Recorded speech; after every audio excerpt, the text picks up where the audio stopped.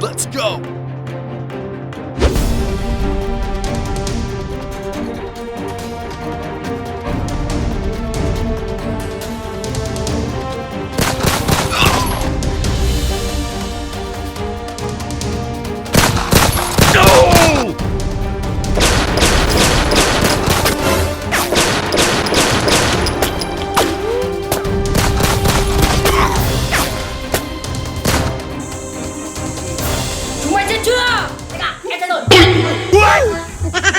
Chết thật chưa?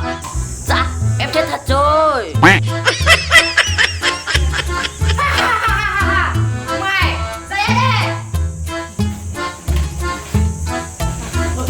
Đại ca siêu thế nhỉ? Đại ca bảo có, đại ca siêu thế nhỉ? Mày thấy đại ca siêu không? Siêu không? Nope. Mày phản bội tao à? Đại ca ơi, xin lỗi, chúng nó cướp cỏ. Thôi, tao nói rồi, mày kịp luận tao đây. Dạ vâng ạ. Chạy lên, đuổi đi.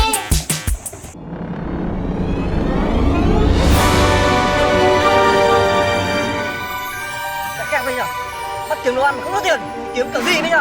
Tại mày ngu, tại mày làm đại ca giận. Tại sao lại tao? Tao thấy thế nhá.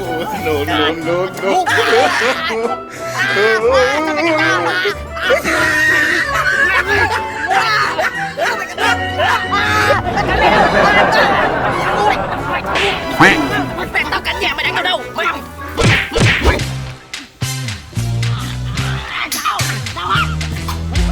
Hả?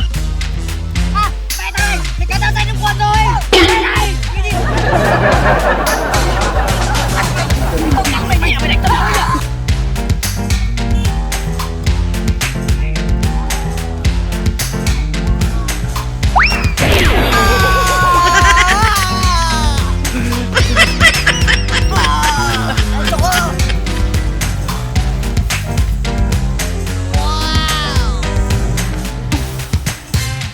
Nope. Thằng chó, tao thua rồi.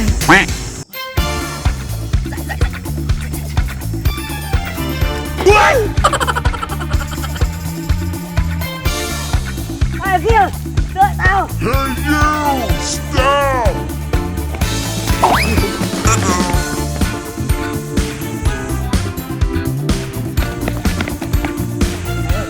Em nó bị mù ấy.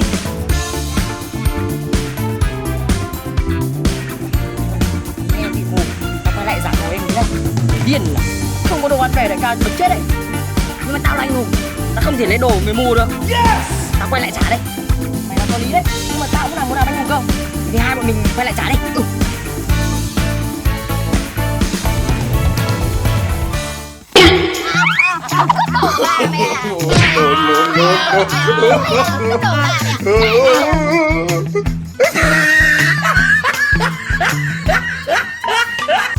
Hả?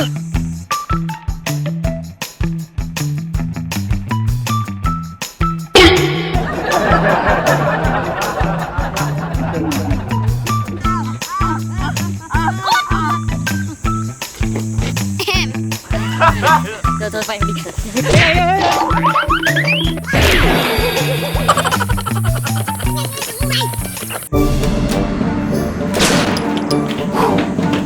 Đại ca, cứu bọn em đại ca.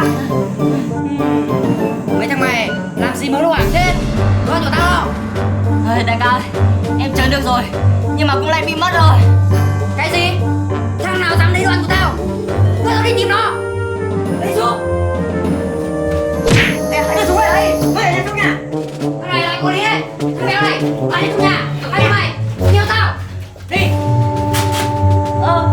thật à? Của em nhà mình à? Chúng ơi. Đại ca, vừa nó ở đây này. Hướng này ạ. Đi đâu nào? Đại ca, hướng này ạ. Đi.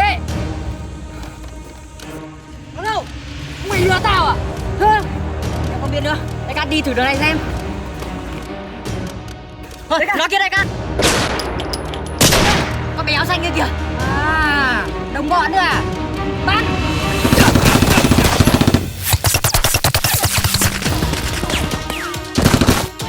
Let's go!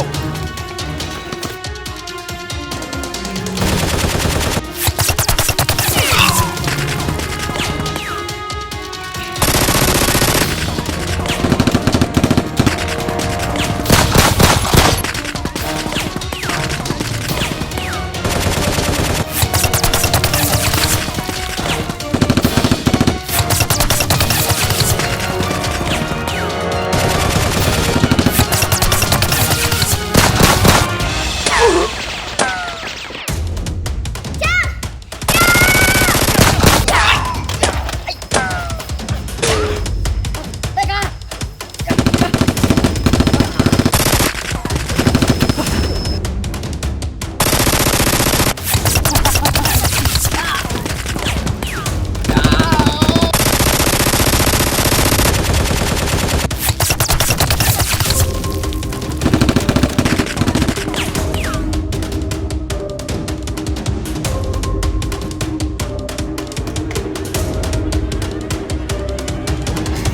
Vâng, chị thương nhà em trước đã.